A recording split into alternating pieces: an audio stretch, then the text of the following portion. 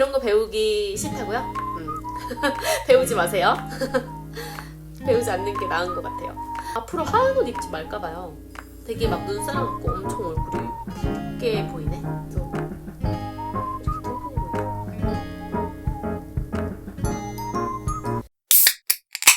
꽁아 안녕하세요. 꽁스맘입니다. 이제 정말 크리스마스가 코앞으로 다가왔어요. 그런데 이렇게 하얀 옷을 입으니까 그런지 얼굴이 왜 이렇게 넙대대하지? 부은 건가 아니면 살이 찐 건가? 연말이라서 잘 먹어서 그런가? 어쨌든 연말이 코앞으로 다가왔는데 여러분들은 연말에 뭐 좋은 추억거리를 만드실 계획이 있으신가요? 저는 27일날 가족들이랑 한강으로 유람선을 타러 가기로 했습니다.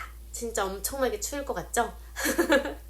그렇지만 재미있을 것 같기도 하고, 어쨌든 제가 곰곰이 생각을 해봤어요. 제가 이렇게 유튜브를 2년 가까이 하면서 과연 내가 왜 이렇게 유튜브에 집착을 하는 것인가. 집착하지 하진 않지만 어쨌든 왜 이렇게 계속 지속적으로 영상을 올릴 수 있을까. 왜냐면 제가 이거 가지고 수익이 나는 것도 아니고 구독자분들도 1000명을 모으지도 못했고 아무 성과도 없거든요. 사실은 유튜버로서 따진다면 저는 정말 꼬맹이 수준이고, 그런데 이렇게 댓글을 하나하나 남겨주시는 분들에게 정말 감사드리고, 그 댓글에 같이 답글을 나누면서 이렇게 소통을 하면서 진짜 큰 보람을 느끼는 것 같아요. 제가 막 전문가도 아니고 정말 그냥 주부지만 여러분들하고 소통도 하고 생각도 나눌 수 있어서 굉장히 행복감을 느끼고 있는 것 같습니다. 정말 감사드리고 653명 구독자 여러분들 한 분 한 분 정말 소중합니다. 결혼을 앞둔 분들 중에 결혼 자금이 넉넉지 못한 분들은 사실 결혼에 대해서 부담을 많이 느끼실 거예요. 연애 중에 결혼하자는 말이 나올까 초조할 수도 있고, 막연하게 나중에 하기로 기약 없는 약속을 하기도 하죠. 결혼 이야기 전에는 서로 얼마를 벌던지 얼마를 모았던지 별로 중요하지가 않고, 그저 내 생일이나 기념일에 얼마나 스윗하게 챙겨주고 얼마나 비싼 선물을 준비하느냐에 따라서 상대방의 경제력을 가늠하고 나를 얼마큼 사랑하는지 저울질 해보기도 하잖아요. 내 남자친구가 친구의 남친보다 더 비싼 선물을 턱턱 주면 괜히 우쭐해지기도 하고, 기념일마다 최고급 레스토랑에서 식사를 즐기면 역시 난 남자 하나는 잘 만났구나 싶기도 하죠. 하지만 결혼을 얘기하면서부터는 좀 달라요. 서로의 현실을 정말 현실적으로 보게 되거든요. 그전까지는 그저 명품 선물을 받으면 공주님이 된 기분이었다면 이제 그런 선물보다 현실적인 자금과 집과 경제력이 더 눈에 들어오죠. 그런 서로의 사정을 현실적으로 좀 안 좋은 표현을 쓰자면 서로 까발려야 하고, 그런 서로를 탐색하는 시간이 돈이 많은 사람이거나 집안이 넉넉한 사람에겐 아무것도 아닐지 모르지만 좀 경제적으로 힘들거나 자금이 부족한 사람들에겐 굉장히 곤욕이거든요. 수입이 얼마인지, 모아놓은 돈은 얼마인지, 집을 해올 능력이 있는지, 부모님은 경제력이 있으신지 따질 것도 진짜 많죠. 요새 건강 상태까지도 많이들 체크한다고 해요. 이세 때문에. 특히나 친구와 지인과 친척들, 엄친아, 엄친딸과 비교를 일삼는 한국에서는 돈이 없는 예비 신혼부부들은 결혼이라는 게 현실적으로 더 힘든 게 사실이에요. 외국에선 남이 어떻게 살든 사실은 그걸 옆에서 이렇다 저렇다 평가하진 않거든요. 그 사람이 알바를 해서 그거 가지고 월세 다 꼬라박고 살아도 그거에 대해서 뭐라 할 사람이 없어요. 그래서 외국에는 그냥 사귀면서 동거하고 애도 낳고 그냥 그렇게 살아가는 사람들이 많은 걸지도 모르겠습니다.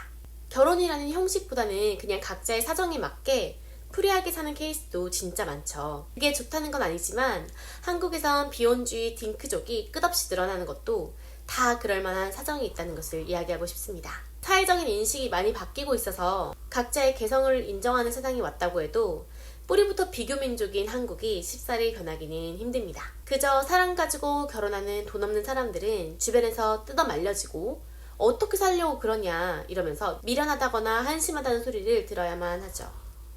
그렇다 보니 돈이 부족한 사람들은 조금 더 모아서 결혼하면 좀 더 평탄하고 여유있게 시작할 수 있지 않을까 하는 생각에 결혼을 미루시는 경우가 꽤 많을 거예요.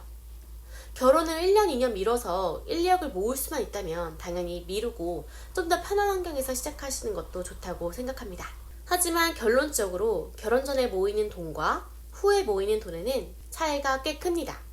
결혼 전에는 부모님 집에서 생활하니까 공과금 나갈 일이 적어서 훨씬 더 절약에 적합하다고 보실지 모르겠지만 실질적으로 돈을 모으고자 하는 악착 같은 이 다릅니다. 악착력이라고나 할까요? 간절함 같은 게 다른 거죠. 아무리 돈을 모아서 빨리 결혼해야 하지 하는 마음을 먹는다고 해도 싱글 때 쓰는 패턴을 180도 바꾸는 건 불가능해요. 물론 원래부터 짠돌이 짠순이로 살던 분들은 예외입니다. 그분들은 모아서 하던 내일 당장 식을 올리고 모으던 그냥 어차피 눈 부릅뜨고 모을 테니까 그분들은 굳이 말씀드리고 싶지 않습니다. 우선 싱글이면 서로의 기념일에 굉장한 물질적인 성의를 표시해야만 해요. 물질에 마음을 담는다고 하죠. 사랑하는 마음만큼 지출을 한다면 베스트입니다. 그리고 일주일에 한 번이 됐던 두 번이 됐던 데이트 때 보여지는 모습이 동네 아줌마 같으면 안 되니까 옷이나 신발, 액세서리에 투자를 안 할 수가 없습니다. 매일 같은 옷을 입고 데이트 가서 사진 찍을 수는 없잖아요. 그렇다 보니까 주기적인 꾸민비가 발생합니다. 그리고 개인적인 여가 시간도 결혼 후보다는 훨씬 많죠. 개인적으로 취미 활동을 하기도 하고 친구들이랑 술 모임도 있고 카페도 가고 취미는 결국 돈입니다. 나는 집에서 짱 박혀서 넷플릭스 보는 게 유일한 취미고 친구도 없는 아싸다 하는 분들은 축하드립니다. 돈을 세이브하셨습니다.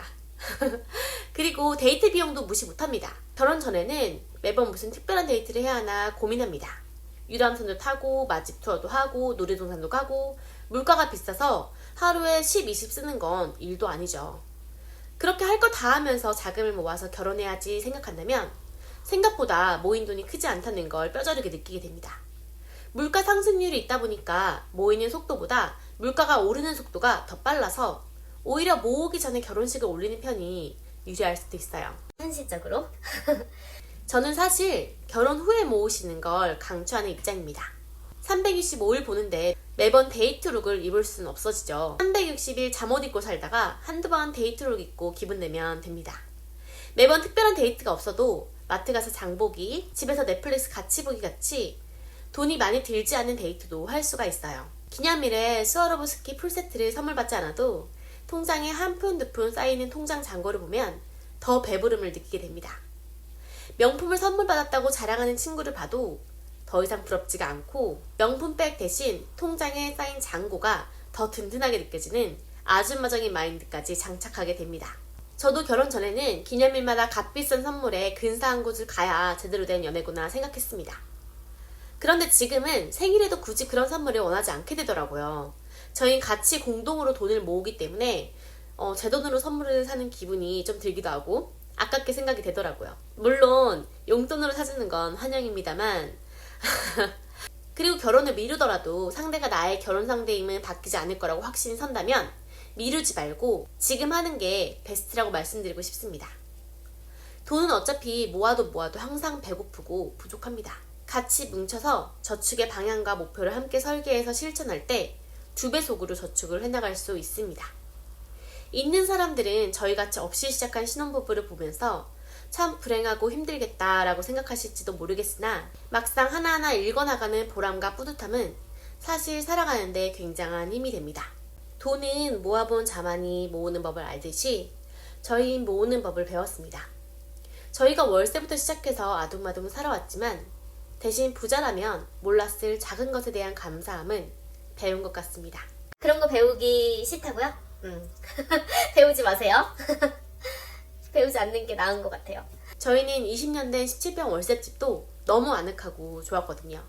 그리고 점점 더 좋은 컨디션으로 이사가는 재미도 꽤 쏠쏠합니다. 돈이 없는 예비 신혼부부님들은 앞으로 무궁무진하게 올라갈 곳이 많고 희망도 많다는 걸 꼭 마음속에 새기시고 걱정 없이 시작하셨으면 좋겠습니다. 두서없는 영상 봐주셔서 너무너무 감사합니다. 오늘도 이렇게 찾아와 주셔서 영상도 봐주시고 너무너무 감사드립니다.